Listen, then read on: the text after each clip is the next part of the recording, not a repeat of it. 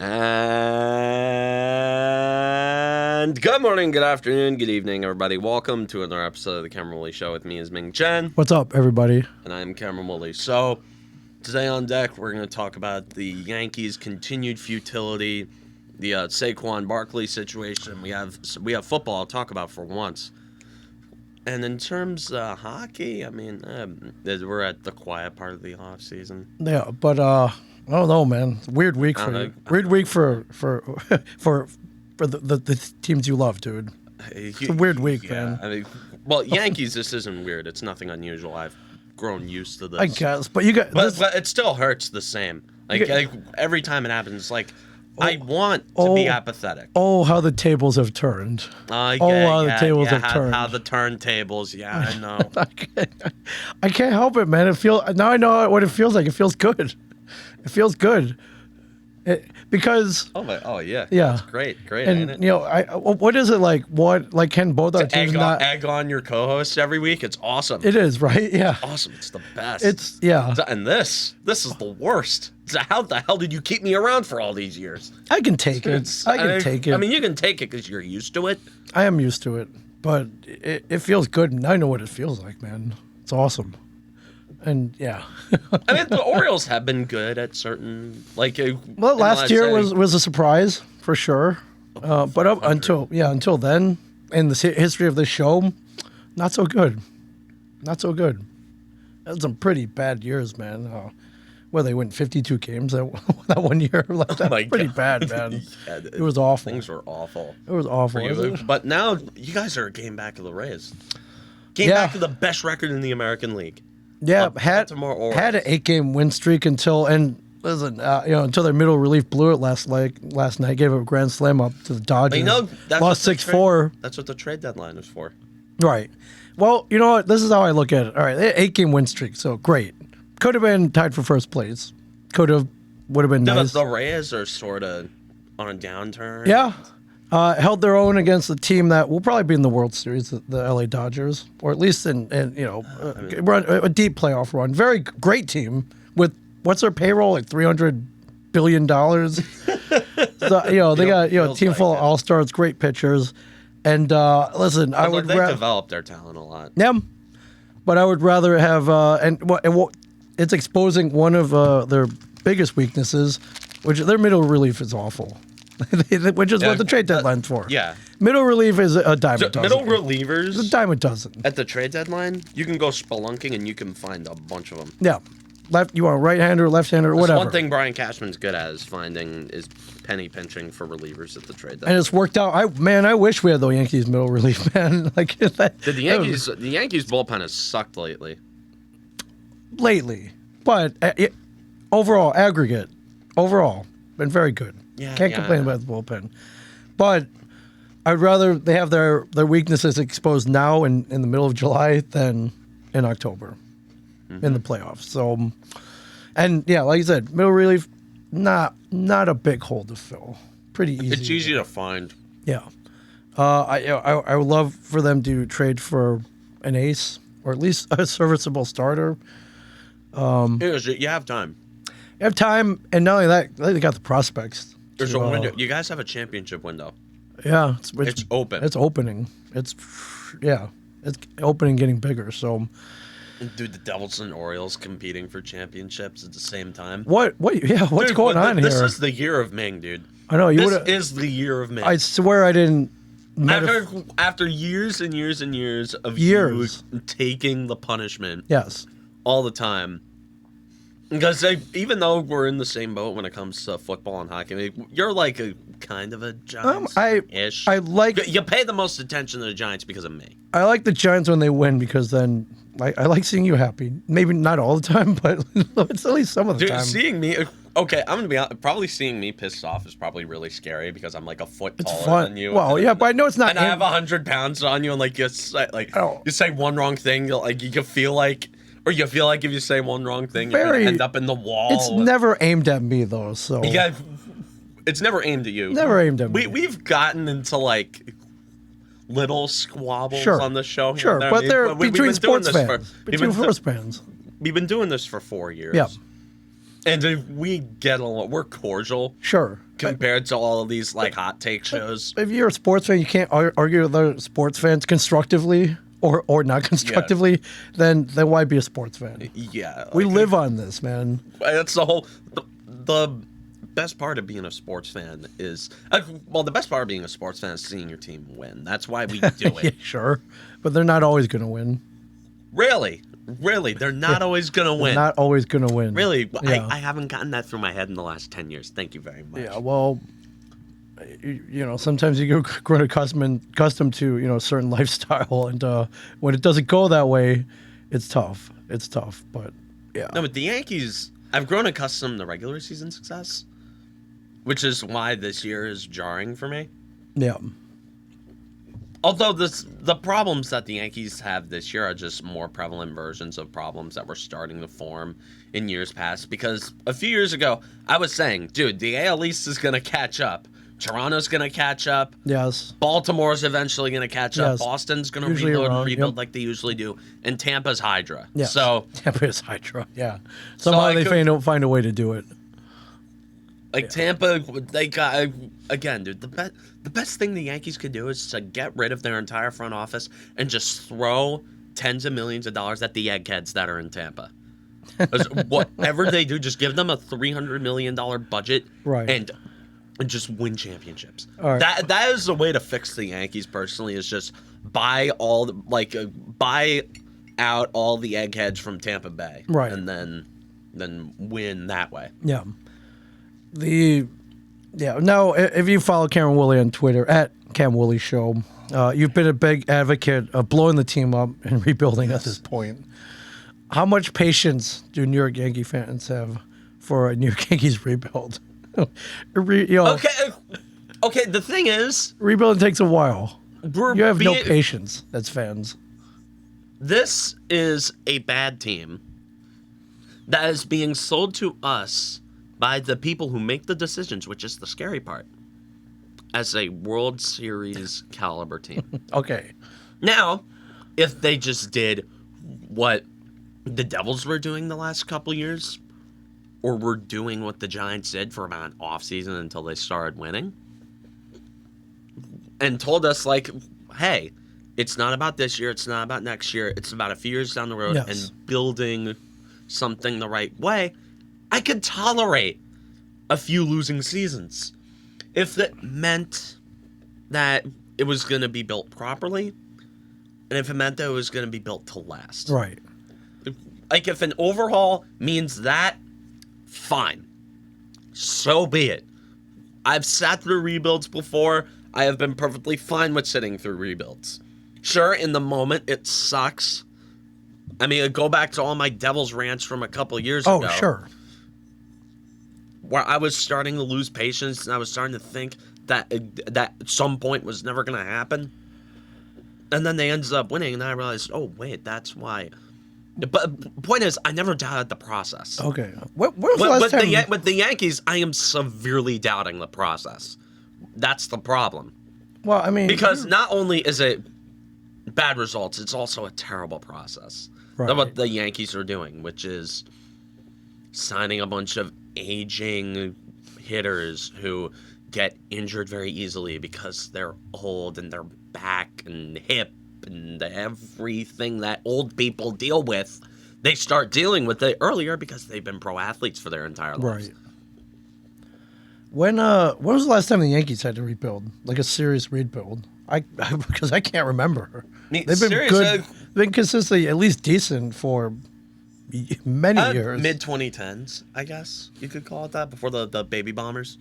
Okay, that was. Although 2014, when they signed Ellsbury and McCann and Beltran, that was not a team that was. All right, but they made the playoffs.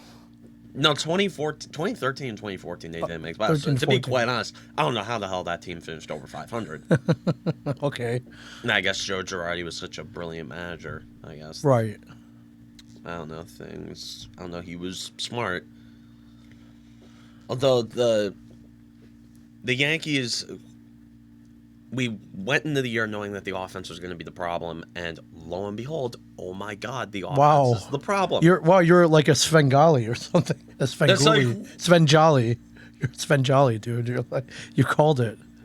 Like, wow, who knew that your offense that is reliant on a transcendent talent, one guy, one guy, and when that one guy goes down, oh my God, the offense is the worst in the majors.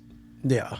Who'd have thunk it? Wow. Dude, this is stuff that in middle school, I could have figured this out. And the people who are making millions of dollars making the decisions for this hat company that is masquerading as a baseball team, they can't see it. What has infiltrated the Yankee organization slowly over the last few years, ever since they fired Joe Girardi, is this endless feedback loop of toxic positivity and delusion. Well, like, how many times, and I get like, and I heard this analogy on WFN, like from Evan Roberts, who is one of the few people on that radio station I'll even bother listening to, is he said that as the manager, when you do pressers, you're like the press secretary for the president. It's like you have to answer for your boss's screw-ups. Yes, absolutely. And in the end, you have to fight the press. Now, granted, like the New York press. Granted, the New York press. And I guess it's like it's easier dealing with this press than dealing with all the political press down in D.C., which, geesh, I mean. Well, I mean, those decisions actually matter, like in the world. I know it. If the Yankees blow a game in the 10th inning, you get mad, but it doesn't really affect the world that much in the end, right? Like it's not like dropping nukes or something, or like. Meanwhile, the president says that he's gonna. Oh no, let's think of something more mundane. Like he says he's gonna announce tariffs on like cars or something, on like Bosnia or something. Okay, some random country. Right. That could cause the stock market to tank like 3% in a single day. That is a bit more of an issue. But anyways, like, being the manager of a baseball team and talking to the press is the baseball version of being the press secretary for the president, right? Because you have to answer for your boss's mistakes. You got to spin, man, and you got to spin enough that you sell enough tickets to Yankee Stadium to pay for everybody's salary. So that's. But dude, like, think about all the great coach press conferences. Oh yeah, where they completely throw the team under the bus. Sure. And then they start playing well. Like, think about football. Oh, yeah. Because we are who they thought we were. Playoffs? And we let them off the hook. Playoffs? What are you talking about? Playoffs? You kidding me? Playoffs? Yeah. Now, granted, that was in a different time. Sure.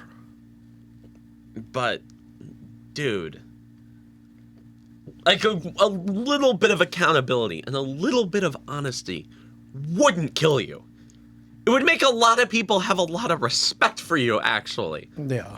If Aaron Boone went out there and said, yeah, he spat the bit. He's been spitting the bit for weeks. He's got to get better. Not, we know he's going to come around. We're going to turn the corner soon. I saw something in that last start. We had some good at-bats. I really felt we had some good at-bats there, that starter, he's got a ERA of 6.5. He really kept us off balance. His stuff was working today. That's it. The stuff looked good. I don't know what happened. The stuff was there. I don't know what happened. Sometimes you gotta love the baseball spin, man. You gotta love it. Sometimes you're gonna have some rough patches where you're really struggling, and it's really a grind. And you just got to work through it. That's part of the game. And, maybe you are going to go up against a couple of teams that are struggling. And sometimes you're going to lose to them because that's how baseball works. I'm just thinking of all the goddamn Booneisms I can think of. Is it his? Because this guy just said the same thing every single year. What is he going to do? It's not. Is it? Do you blame him? You blame Aaron Boone for where the Yankees are right now?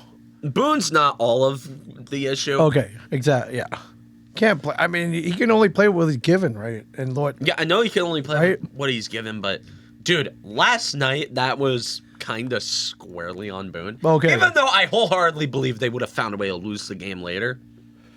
Bottom of the 7th inning, you're up by 2. Yes. Runner on first with 2 outs in the bottom of the 7th inning. Who's at the plate?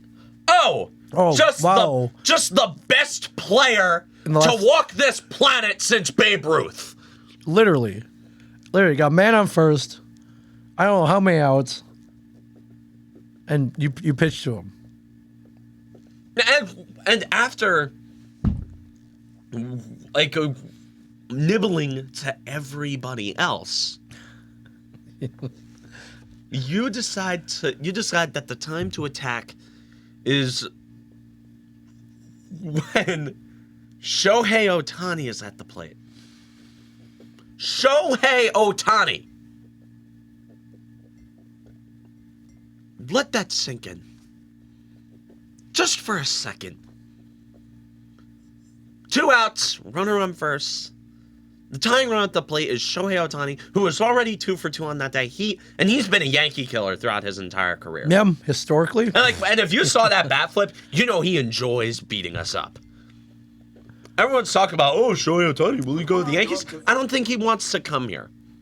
He's the Japanese Ken Griffey Jr. The Yankees did something to him as a kid that pissed him off. Like Ken Griffey Jr. Yes, and now he is gonna take his anger out on everybody. Here's the homer. 97. Long gone. I've never seen him show that much emotion. No, usually it's pretty reserved. Like, the Japanese, not the stereotype, Japanese pretty reserved. Yeah, this. But the flip, watch the flip. Boom. that was sick. I watched that. I was like, okay, that's sick. Yeah. The flip, man. The homer itself didn't bother me. It was the fact that it could have been avoided. Oh, yeah. I had to mute Shohei Ohtani on Twitter because I know all I would see all day was that homer and how he flipped the bat and how sick it was. Yeah. Because it was. 403 and don't feet. look now, he's at 35 home runs. So yes, and it's only July. it's not even July. We're not even in August He's yet. hitting 63. He's breaking Judge's record. Probably. Who the hell am I kidding? 403 feet, 106.5 miles per hour off the bat, 31-degree launch angle. Went into the rock pile, and that was pretty much it. Although it was 3-3 and going into the 10th inning. And listen, with the stupid ghost runner, the advantage goes to the home team. Let's not make any bones about it. I hate the rule, but what are you going to do?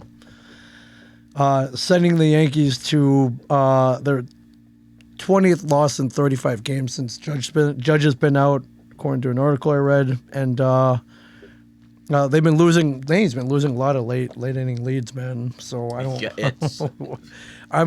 Yeah, This is what I've always said. This, the biggest losers in baseball. They lose extravagantly. They've turned it into an art. Yeah, I guess so. They're like the Mets. Oh, really? Oh, you had to bring up that other team who was way underperforming.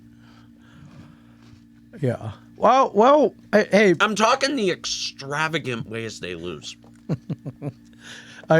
Luis Severino's ERA is 6.66, by the way. So he was fine last night. Yeah, he didn't give up 80 million runs to the Orioles. That's why. So.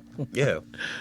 Yeah, he was fun. 6 innings, 6 hits, 1 run, 3 walks, 3 Ks. Gave up 1 home run. But yeah, quality start. And then the top of the ninth, the Yankees had runners on first and second, but nobody out, and they did absolutely nothing with it.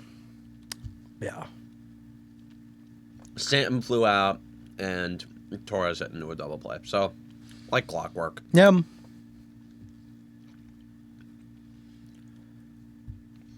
Like clockwork with these failures. Yeah. That's what they are. They're failures. And I feel terrible for Judge and Cole. They don't deserve this. Do they deserve the money they're getting? Yes.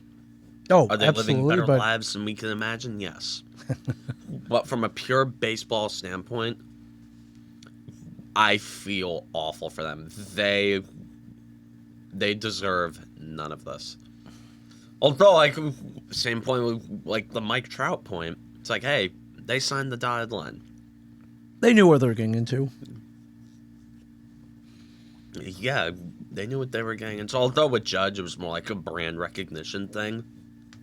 Cole came here specifically, well, aside from the $300+ million they were throwing at him. Yes. Although he was getting $300 million from everybody. Anywhere, yeah, He came anywhere. here because he wanted to win a World Series, Yeah. and they are not going to do that with him under contract. Yeah. It's going to be disappointing. Two guys who are probably going to the Hall of Fame. Two guys who are going to end up in Monument Park. They're getting the Ewing treatment. Yes. Two guys are going to have their numbers retired.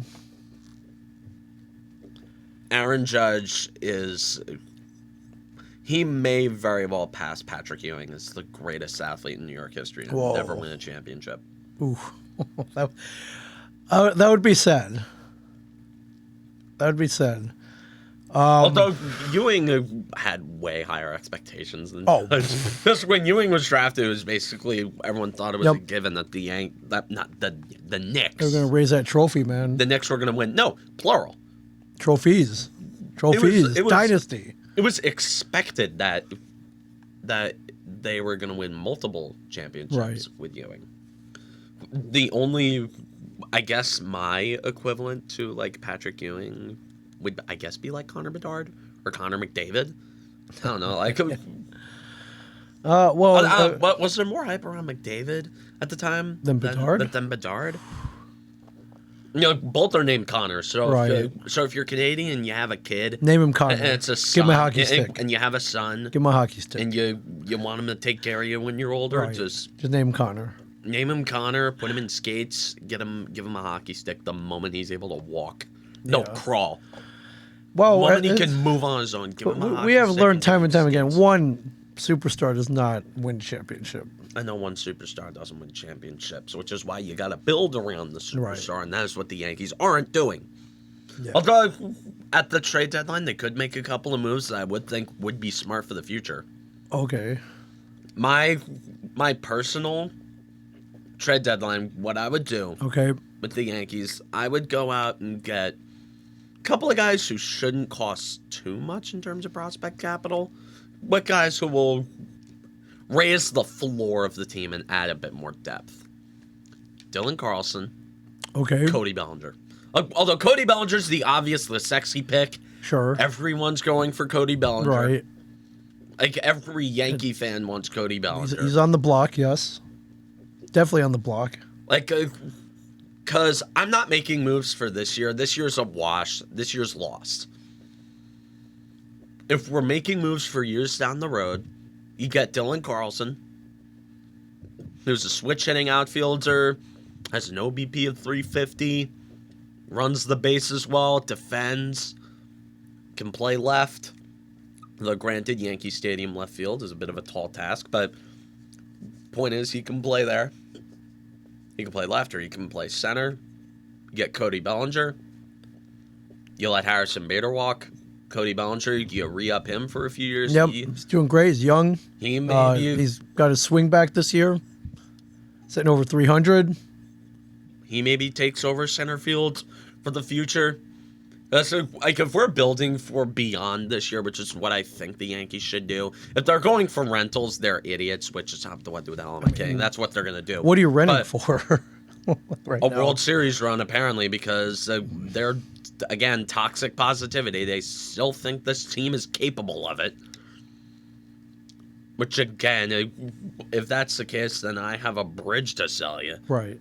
I have some snake oil right here if you want some. So, like... Well, we got a bunch of bridges here.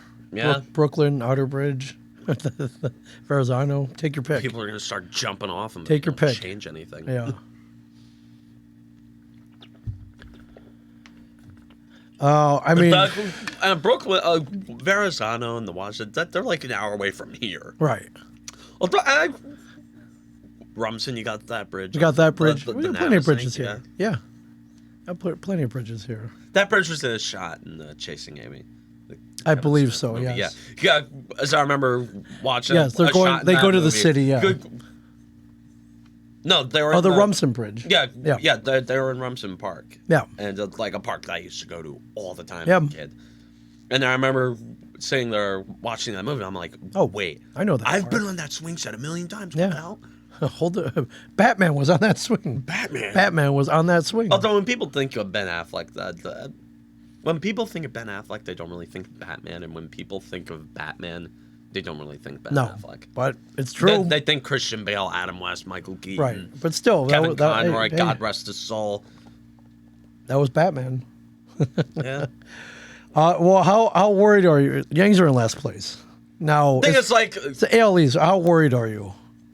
Last place. Okay. Unfamiliar territory. When was the last time the Yankees were ever in last place? I don't remember. 1992. Really? So those are some bad times. 31 years ago? 31 years Wow. ago. Yeah. Okay. Never in my life. Wow. Yeah, it's true. And if you're asking me if I'm worried, we've passed worried Okay. months ago. Okay. Worried is out the window at Okay. this point. Okay. What's happening right now is what we were worried about. And it happened. And it's happened. So now we're dealing with the consequences.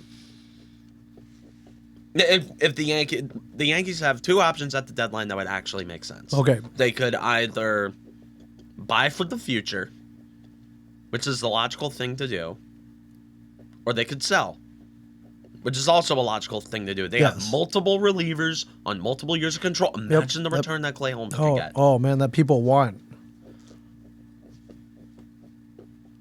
Dude, people would, like, baseball teams would go nuts over Clay Holmes. It's like Ron Marinaccio, even though he sucks, he could probably still get something.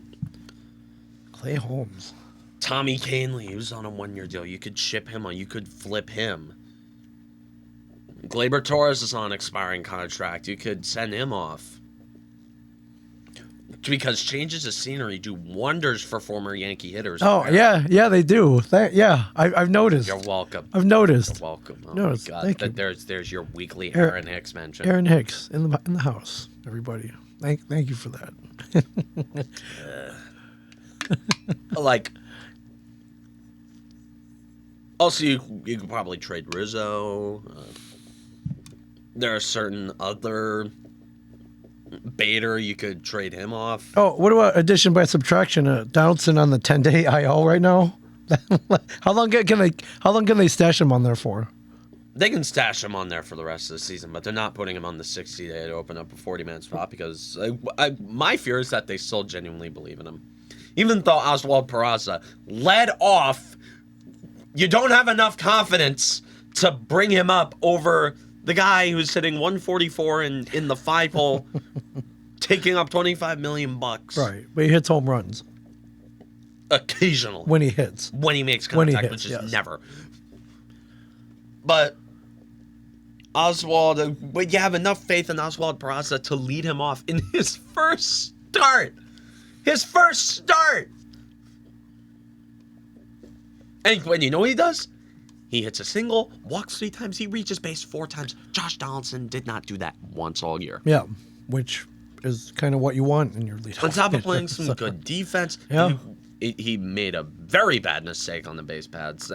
Each of the last 2 games, he made a horrible mistake, which I'm not even going to mention how we lost the series to the Rockies in Coors Field, which should be money for the Yankees. But I'll digress. That point has already been... That dead horse has already been beaten even more to death. But, good Lord. Yeah, he got a little greedy. What are you going to do? He got a little greedy. Although he got picked off last night, which, Cardinal, that's like the Cardinal sin. Don't make the first or third out on first or third base. Nope. Never. Well, I mean, if you want a little bit of good news, they're only 2.5 back of the wild card.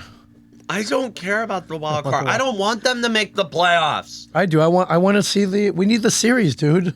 The Karen Williams series. Come on. That's because you're gonna bulldoze us in 2 games. Well, it would be the most cathartic thing ever for you.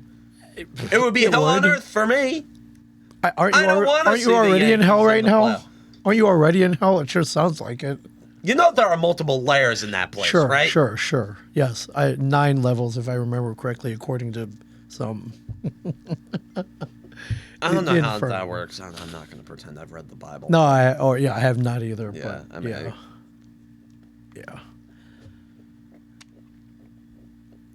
better them than Boston or Toronto. I hate the Blue Jays so much, but they're the better team. They are unequivocally better. Well, they got the talent, and they did win 4 in a row last week. So much to our chagrin. Yeah. Oh, Dude, I hate this team. I hate them. I hate them because I love them. Every single time where I'm like, okay, I don't care. I'm numb to this. Every single time when something like this happened, it still pisses me off. It still hurts. Like I wish I didn't care. I genuinely wish I didn't. I mean, you're invested. 18 years investment. Yeah, you can't back out now. Yeah, I know. Like this is. Like I wish I didn't care. But I do, because I love them, and I hate them because I love them, and I want to see them succeed. I want to see them do. I want to see them win. I want to see them win championships. Yes. I want to see them give me good stories to tell my kids, like with my parents, right? Like with Reggie Jackson and Derek Jeter and Paul O'Neill, Bernie Williams, and I don't know about Don Mattingly, but because they never won. Posada, A-Rod, Matt Suey, Teixeira. Although Teixeira, I'm young and I'm old enough. Okay, you remember Teixeira. Teixeira. Okay. Yeah, I started becoming invested in baseball in 2012. Yeah. Fangraph says the Yankees 50.9% chance of winning the playoffs, or making the playoffs. That's generous. 50.9%. So we're right at 50-50. You flip a coin, and I mean, say what you want about Fangraphs. So they make these numbers up. I don't know what these based on. I don't know how accurate they are in the end, but I don't trust these. I don't trust the percentage metrics, but I like Fangraphs as a page. I trust F-WAR is better than B-WAR. Sure. For wins above replacement. Sure. Orioles 81.7. That's that's good. Not a lock, but that's a good percentage. That's a good percentage. I like seeing that in the 80s, man. I'll take that. I'll take that. And and the 80s were a pretty good time for Orioles, right? The 80s? About the 80s? Yeah. 1980s? Well, they won the World Series in 83, yeah. Those 80s were decent. Except for that one year they went 0-23, but yeah. They started 0-23. But the Orioles are such a volatile organization. They're such a volatile team. Yeah. Because in the same decade, they'll win the World Series and they'll start 0-23. Oh, sure. Yeah. Or they'll have that great team in 1996, and then that kid reaches his glove out. You did not solely lose that series because of Jeffrey Meyer, okay? It had a lot. It was a backbreaker, though. What about Darryl Strawberry hitting 2 bombs? Okay, right, sure. But it was a backbreaker, man. You want to win that first game, man. Dude, you lost that series because the Yankees in the late 90s were... They're great. They're unstoppable. We're a bunch of marauders. Every team lost to them. Literally everybody except Cleveland. Right. And even that, I think the Yankees... Well, they learned. They learned from it. I think the Yankees. I mean, they've gotten back at Cleveland in recent years. Yeah. They're about the only team the Yankees have had their number in the failure, feeble empire era. Yeah. Yeah. Well, what's the week ahead look like? Loss. Come on, 3 against the Royals, those should be, and 2 against the Mets. Come on, then though. Here's the key: we had 3 against the Cubs. We had 3 against the Rockies. Okay. We had 3 against the Cardinals. Right. Good. This point. is what this team is. They're a last place team who are losing to other last place teams. These are teams on our level.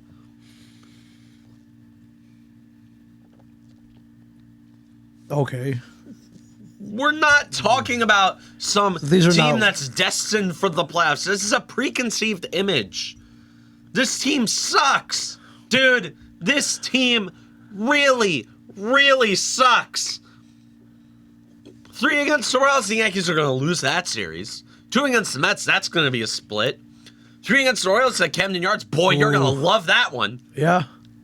And then 3 against the Rays at the stadium. Then there's the real murder part of the schedule, and that's where I think they'll. Oh, Rays, Astros. Oof. Oh, 4 against the Astros. 4 against the Astros. Oh God. At home, but yeah.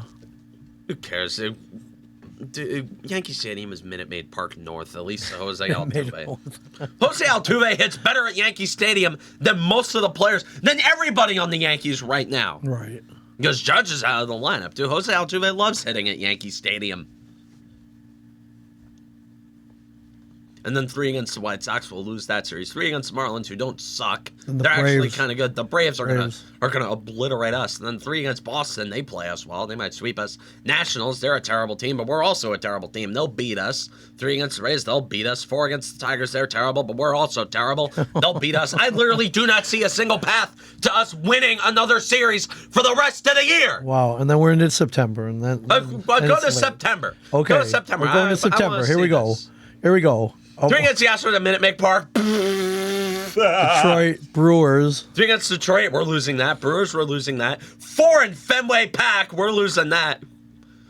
3 at PNC Park against the Pittsburgh Pirates, we're going to lose to them. Blue Jays, we're going to lose to them. Diamondbacks, they're good. We're going to lose to them. Blue Jays, again, they're good. We're going to lose to them. Then you got the Royals again. Royals, who are terrible, but again, we're also terrible. We're going to lose that. Yeah, and that's the end of the season. But I literally, again, I do not see a single path to a series win for the rest of the year. This is how bad this team is. Wow. This team is terrible. They suck.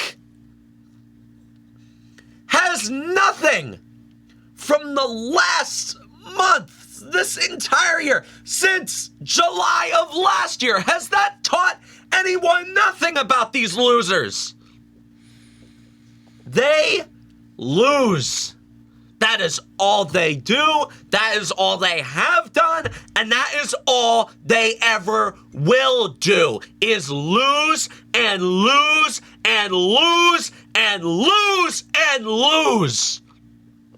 Because they are the biggest losers in baseball.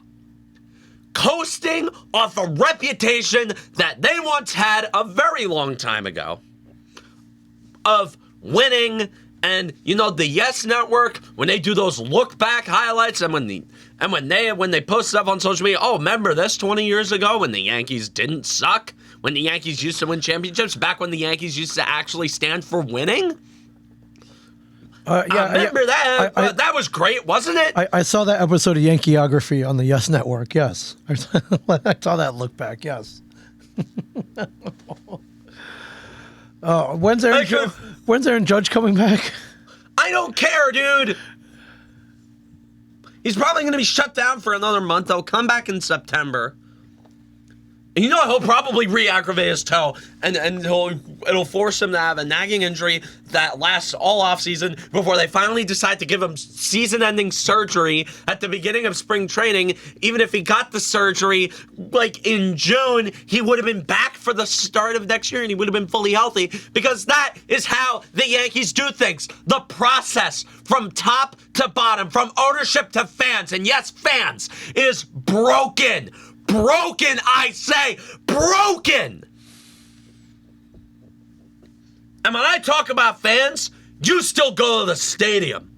I'm talking about diehard fans too, because it's our job. If we want things to get better, we need to send a message that we don't want those tourists. We don't want those bennies at Yankee Stadium. Pennies. Pennies. We don't want them there. Because they're validating this broken process. They're validating everything that these idiots upstairs are doing. Because they see the bottom line, they see that they made the playoffs, they stay competitive enough to make money. And they see that patch on the jersey, everyone's saying, well, maybe if they put the money back in the roster. No, they're going to pocket it. Dollars over W's. Mediocrity and complacency over greatness and accountability. That is the new Yankee way.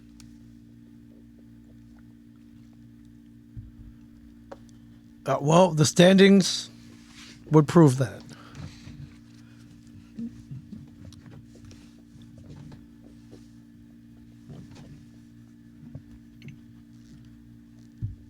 And it's probably going to get worse. Am I wrong? No. No. I just had 100% facts. Yeah, I don't know what to tell you. I hate them. I hate this. I see that. I hate this, dude. Yeah. If you want to hear more about this, follow Cameron Woolley at Cam Woolley Show on Twitter. Can you hear me complain about the Yankees and on a daily basis? Other things. It's pretty great. It's pretty great. I have an Oreo. You need your strength. You need your strength. I'm like Popeye, like bruh. Ooh, wait a second. Yeah, look at that. Look at those guns, man. The camera doesn't lie, man. Look at that tricep. Look at that tricep. Look at that definition. My triceps have always been good. Since I was 13, and even this is with me eating garbage like this. Well, that's good for the soul right there. You need some Oreos in your life, man. There's only like 300 calories. Right. So. Yeah. You need some joy in your life in the form of an Oreo. Yeah. Hey, Nabisco, we're available for sponsorships and endorsements. I thought Nestle owns Oreos. Or sorry, whoever owns them. We're open for endorsement 6 companies own all of the food that we eat. So. Right. Yeah. Except for fast food, because then you have like those companies are independent enough. Yeah. Like McDonald's, Burger King, Chick-fil-A, Taco Bell, those are all their own entities. Yes, they're juggernauts. Dude, McDonald's has come in clutch for me multiple times on campus. Oh, yeah, even now. They're always clutch, man. Until like 2 a.m, I'm hungry. Just came back from a smash sesh with the boys. Yes. What's your go-to at 2 a.m? Ooh. As I was in way north in Canada, like so far north, like I don't even know how they had a city up there. And if there's civilization, there's McDonald's. Yeah, and I did come back at 2 a.m. one morning, and the McDonald's drive-thru was open. Now the problem was I had no car, but in Canada, they let you just walk right up to the window. I was like, hey, but they let you walk up to the window in any drive-thru here. When I went to the Smash for midnight, you walk to the drive-thru window, order from there. It's a beautiful thing. Some places don't let you do it though. I've seen it happen. I've seen a couple Taco Bells turn people away. They don't want. I guess they don't. It's the Taco Bell on like 35. Yeah. I think they don't want some riff. They don't want riff-raff hanging around the window. They could tell I was just hungry, so I got Canadian McDonald's, man. God, thank you, the McDonald's in Grand Prairie, Alberta, for saving me on Friday night. It's like Hoth, man. Pretty much, yeah. It was another world, man. It was cool though. I was treated very well up there. Thank you guys. Had a great time. But yeah. Trying to think, my go-to. Yes, at 2 a.m. you just finished Smash. What's your go-to? You get. Gotta tell you, a couple. It used to be just 10-piece nugget and large fries. Okay, it's good. But now I've sort of changed it up a bit. Okay. Because I'm trying to say every dollar saved counts. Sure. Especially when there's a $1 menu. Okay, like 2 plain double cheeseburgers. Okay. Maybe put bacon on them. Maybe not. Ooh, okay. And a large fry. Ooh, all right. That's good. That's cheap. It'll fill you up. It'll knock you out right away. You go to bed happy. Nice. With a full stomach. Like very nice. Oh, yeah. Oh yeah. Sometimes like a maybe quarter pounder with cheese. Ooh, man. The QPC. Okay. Sometimes you just need it. What else? You know what other sandwich at McDonald's goes hard, like very rarely? What would that be? Like I crave one like a couple times a year. Okay, what is it? Filet of fish. Oh, with that, dude, you really gotta crave that thing. And why they put a piece of cheese on there, I'll never know, man. Because the cheese is unnecessary. I'm sorry, dude. I'll die on this hill, dude. The filet of fish is underrated. Have you ever had a filet of fish? Oh yeah. I've had many of them, but now I realize there are better options. Yeah, obviously there are better options. Yeah, it's not wrong. It's not my favorite. I'll eat it. It's not my favorite. Now, see, a real screw up at McDonald's. Okay, I'm trying to think. Okay. What would be an order at McDonald's like if you screw it up? Well, I mean, like I would say a salad, but I've heard their right. salads are actually good. They're decent. If you can't tell, I don't eat salads. They're decent. So everything's pretty solid all around at McDonald's. I don't know a wrap. A wrap. If you go to McDonald's and you get a wrap, what the hell? No, but they used to have that fried chicken wrap. That was good. Little chicken finger in there. The ranch sauce. It was good. Lettuce, little cheese in there. It was decent. Yeah, I mean, listen, McDonald's is pretty solid. There's a reason they've served over 100 billion people or whatever, and there's one in every city, no matter what. God damn it! I hate admitting it. At McDonald's, you can't go wrong. Damn it, dude! It's just they're there and they're open. They're always there for you, unlike the New York Yankees. Yes. Oh, all right. Saquon Barkley, what's going on here? He's holding out. He wants more money. Yesterday, if you check, I love how vocal he is on Twitter. Follow him on Twitter as well at Saquon. He's retweeting posts. He's very vocal about. Listen, running backs aren't getting their due, including him. They very important position. They're being devalued. They beat up their bodies for years for a team, and they don't get rewarded for it. It sucks because the reason why running backs should get paid is also the reason why they shouldn't get paid. Which is they beat up their bodies. They're not durable. Yeah. They take the brunt of the punishment. Yes. And they lay themselves out. They get hit by guys who are like 300 pounds 20 times a game. Yeah.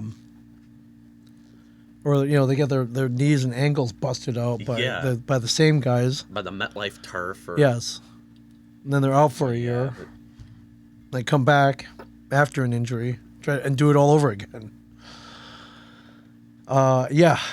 Which is why you should get a payday before you do all that, I guess. So before that happens, the Giants were extending an olive branch, dude.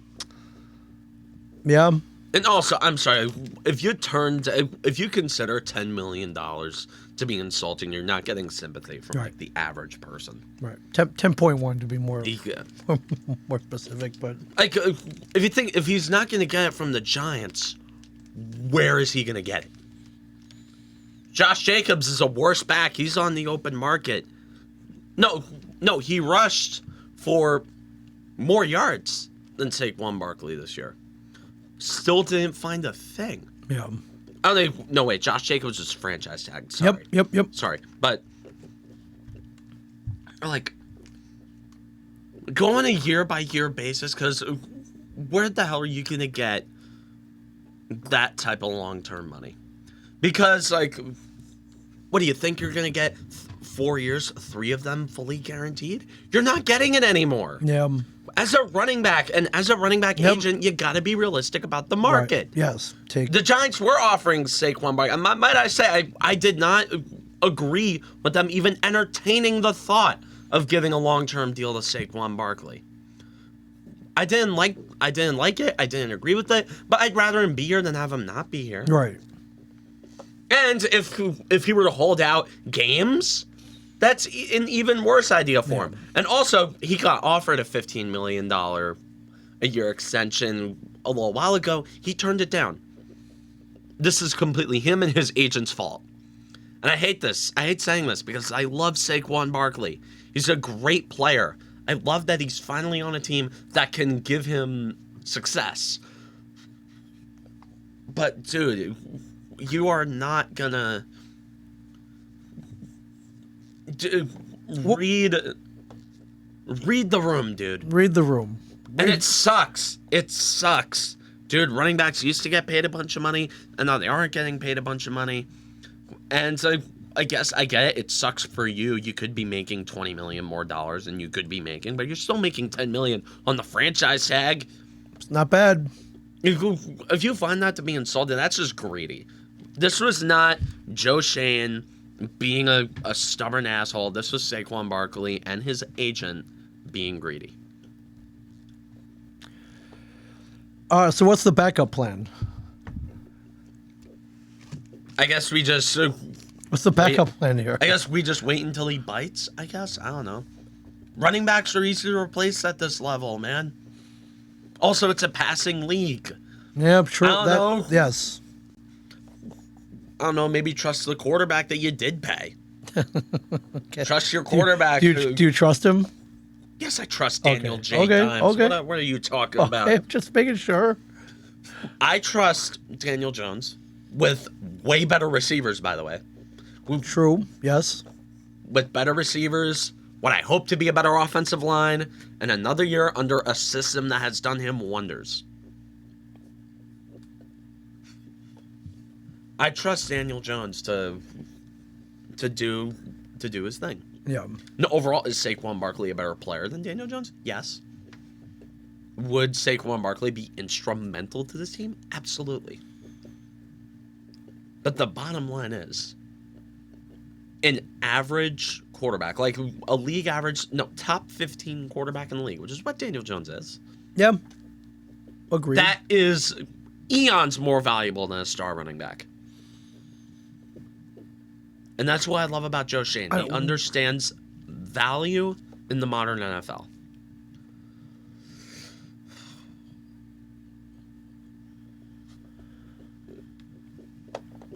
It is Also, what it is. What it is what he tweeted yesterday. That's the ultimate. It is what it is. The ultimate, what is? That's the ultimate male response. That's the ultimate FU, basically, in not quite those words, but yes. Yeah. Yeah, he was offered $13 million a year with $19.5 million Guaranteed?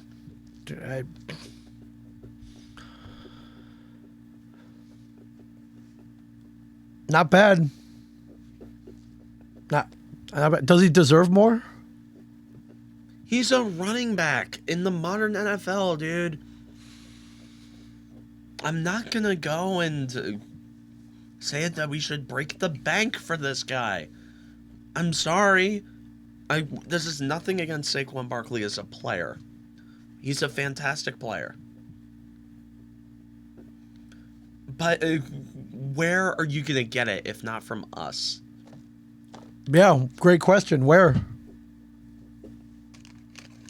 Yeah, where? That's the rhetorical question here. Where the hell else are you going to get the kind of money that the Giants were offering you? They were extending an olive branch. It's not like they weren't even entertaining the thought of it. You're a running back with an injury history. Yeah. In 2023, where else are you going to get that kind of money? The fact that you're getting a second contract offer, you should be thanking everybody for that. You should be thanking your lucky stars that you're even getting a second contract offer.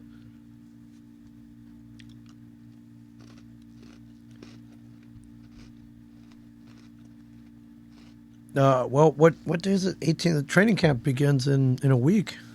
Yeah, and he's not going to be there. He won't be there. You know, it's whatever, man.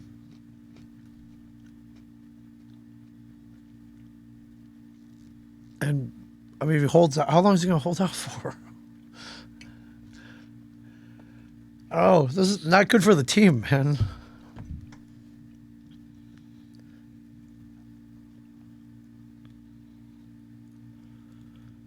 Crazy. If he decides to hold out the regular season, he's out of his mind. This is a dumb decision. Yeah. What leverage do you have after that? Also, where's his mom to talk some sense into the guy?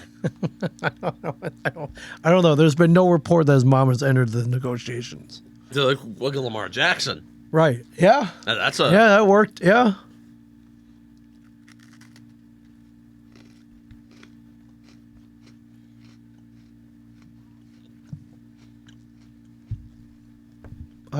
He learned nothing from Le'Veon Bell. Nobody did. Well, the Le'Veon Bell got his money, but he got it from the Jets. Well, yeah. All right. Well, that's maybe there is a team there's probably going to be a team that's stupid enough to give him the money. Which team though? That's what I want to know. What team out there is that? This is a pro sports league. There are morons. Good point. Multiple idiots. Good point. With owners and GMs who don't know what they're doing. That's become painfully obvious. Mm-hmm. I mean, dude, look about how we talk about the NHL. Every single one of them is a moron. Right.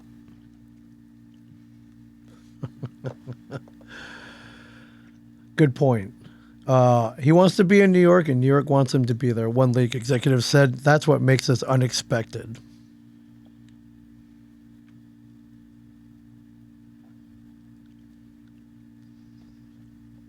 Yeah. All right. Well, good luck. Yeah. Good luck. I don't know what else to tell you. Like, he had absolutely no leverage. Absolutely nothing. He had nothing to threaten the Giants right there. They knew I'm gonna hold out games. Yeah, okay. Go for it. Just stay in shape when you come back. If you come back. He's gonna have to sign that franchise tag. If he wants a chance at making money in the sport ever again. Yeah.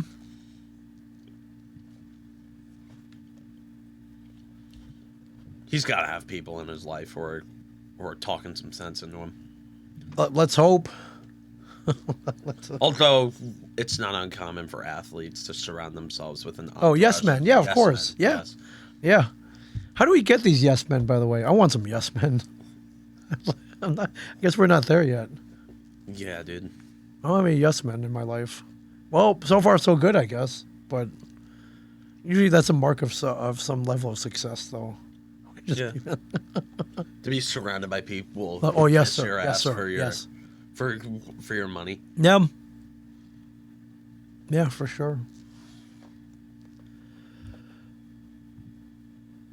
Did you read the story about Mike Francesa? He was supposed to do a signing over at I Play America in Freehold. I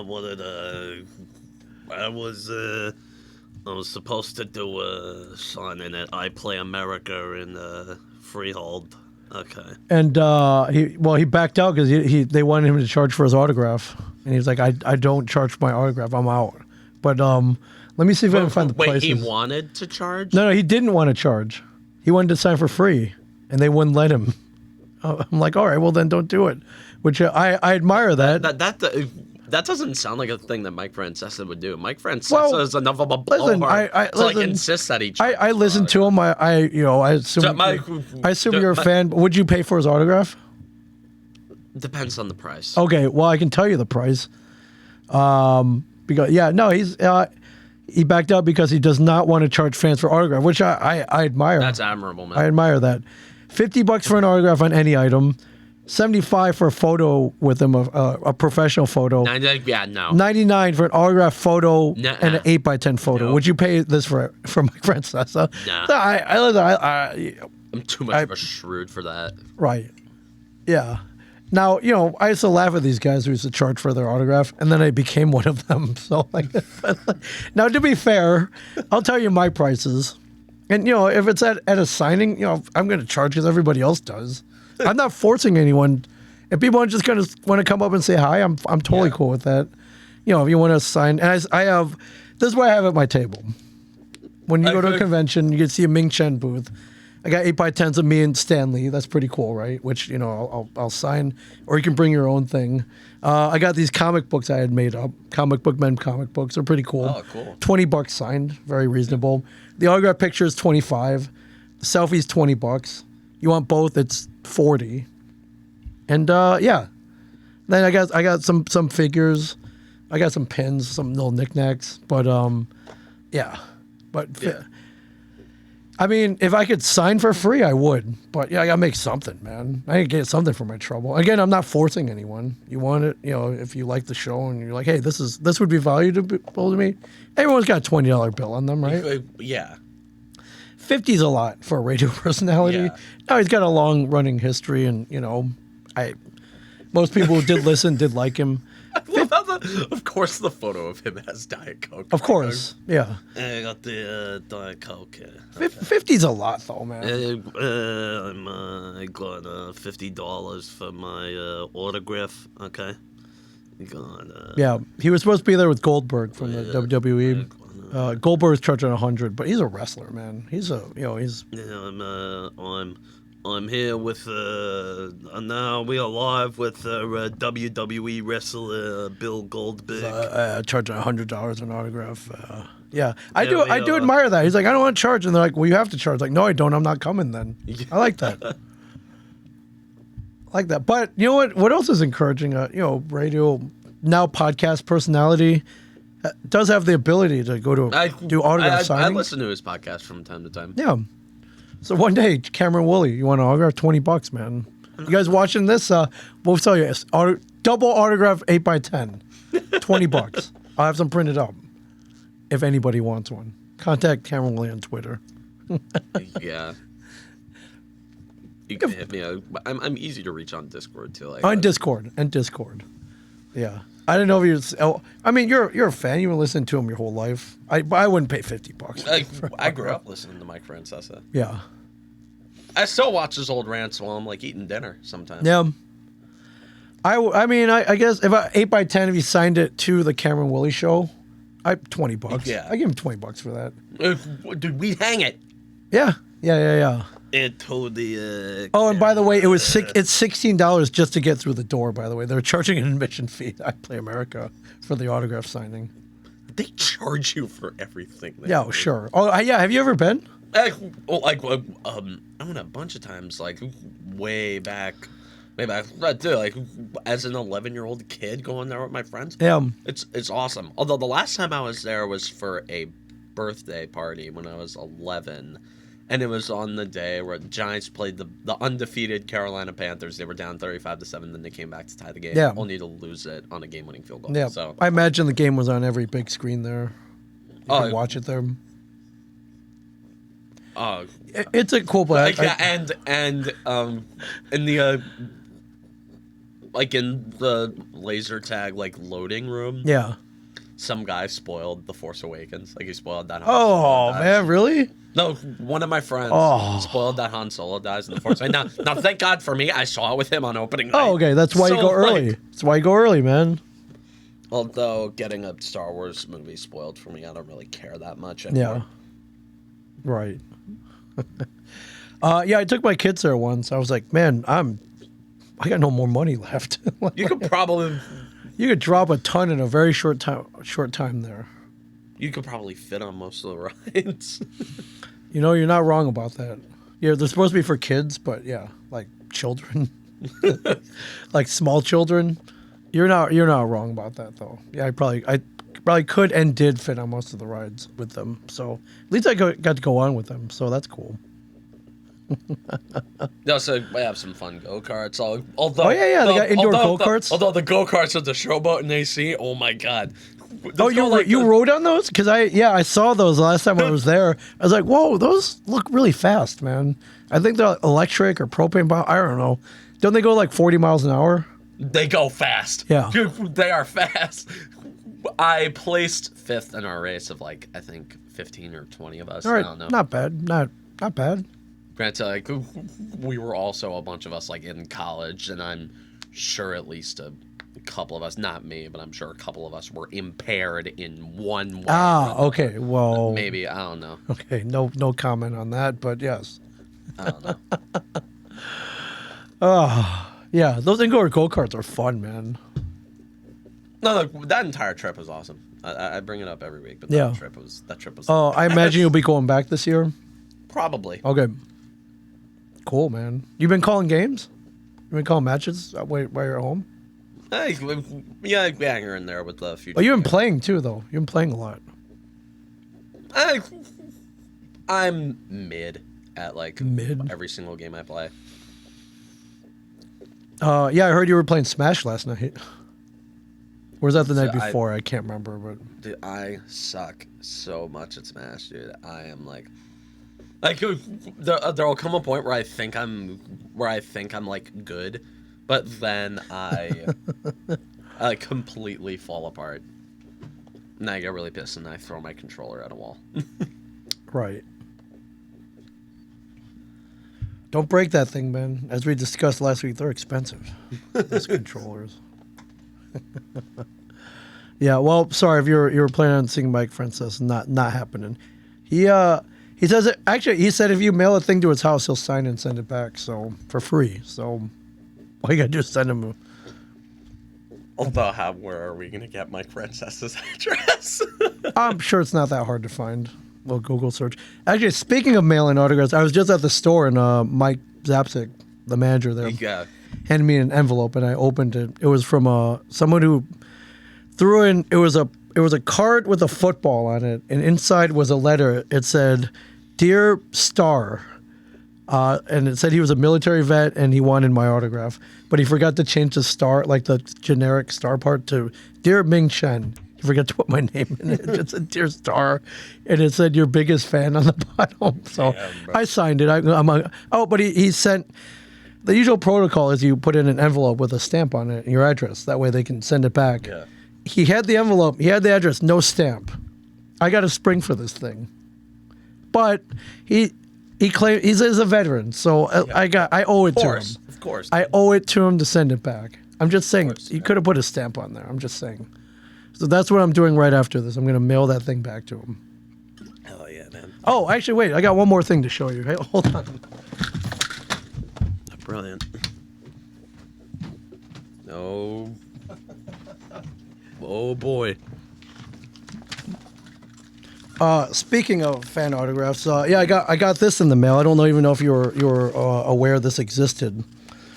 These are Ming Chen Upper Deck cards from Jen Samba Reboot.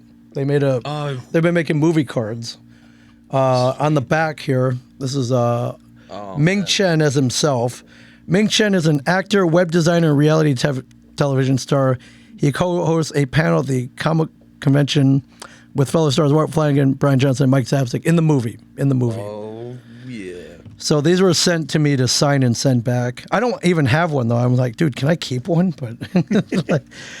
But these are made by Upper Deck, dude. That's a legit company. This right here, this is my Ken Griffey Jr. rookie card, 1989, Upper Deck right here.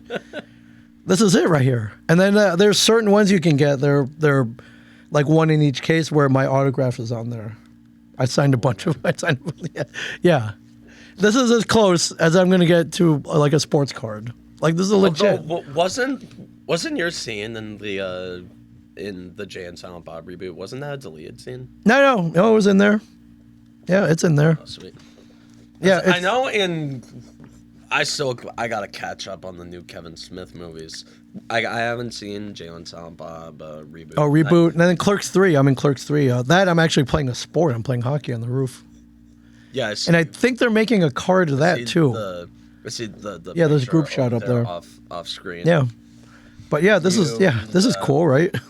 You and everybody, you Walt, Kevin, Dante. I don't even know the actor's name. I see him as like Dante and yeah, Brian O'Halloran, Jeff Anderson. Yeah, guys play Dante and Randall. So, pretty cool. So I got to sign these and send them back too. So, yeah. Anyways, that's speaking of autographs and cards and collectibles, and yeah, I thought that was cool though.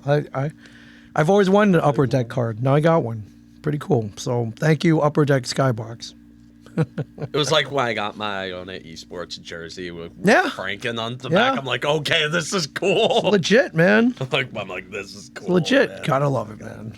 You gotta love it. So, anything else in the news? Other than that, yeah, I didn't. I didn't see. I mean, I watched the Wimbledon highlights. Nothing that I don't really watch tennis, but wasn't like that. Wasn't the final like insane between Novak Djokovic? It was, yeah. It went 4 hours and 40 minutes. Yeah, and that Spanish guy. Yeah. What his name is. Yeah, I can't remember his name. He's ranked number 1. And he pulled it out. So. But yeah. Other than that, but yeah, training camp next week, man. It's coming. It's coming. Get your draft picks ready. Fantasy football, man.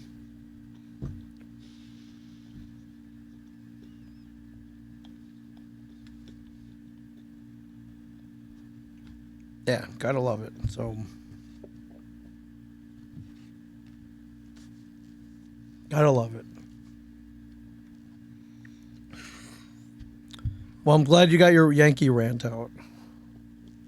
Hopefully, we'll see if there are many more. So, there probably will be. I gotta like clockwork. See Twitter. Nothing happening. Like clockwork. Gotta love it.